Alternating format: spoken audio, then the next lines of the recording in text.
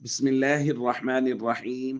عن أنس رضي الله تعالى عنه قال: رخص رسول الله صلى الله عليه وسلم في الرقية من العين والحمى والنملة. رواہ مسلم۔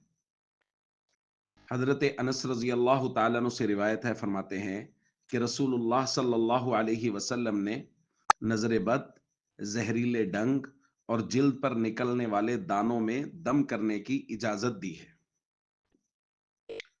دوستو، دم کرنا کسی کو قرآن کریم کی کوئی آیت، احادیث میں سے منقول کوئی دعا یا کوئی بھی ایسے کلمات جن میں اللہ سے مدد مانگی گئی ہو، ان کلمات کو پڑھ کے کسی پر دم کرنا شریعت میں اس کی اجازت دی گئی ہے۔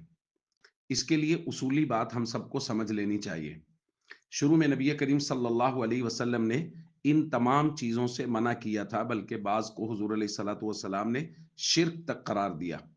ایک روایت میں حضرت ابن مسعود فرماتے ہیں: ان الرقا والتمائم والتول شرک، کہ دم کروانا، تعویذ باندھنا، اسی طرح جھاڑ پھونک کروانا، یہ سب کا سب شرک ہے۔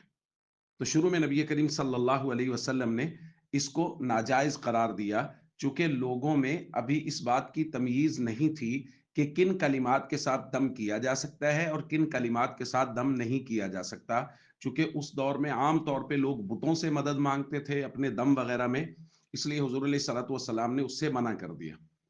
پھر آج کی روایت میں جو ہم نے لفظ پڑھا اس میں ہے رخص رسول اللہ۔ رخصا کسی چیز کی اجازت دینا، مطلب پہلے وہ منع تھی، بعد میں اجازت دی گئی۔ معلوم ہوا کہ پہلے دم وغیرہ کرنے سے حضور نے منع کیا تھا اور بعد میں اس کی اجازت دے دی۔ تو معلوم ہوا کہ وہ تمام کلمات جن میں اللہ سے مدد مانگی گئی ہو، ان کے ساتھ دم کرنا وہ جائز ہے، اس کی شریعت میں اجازت دی گئی ہے۔ السلام علیکم ورحمۃ اللہ وبرکاتہ۔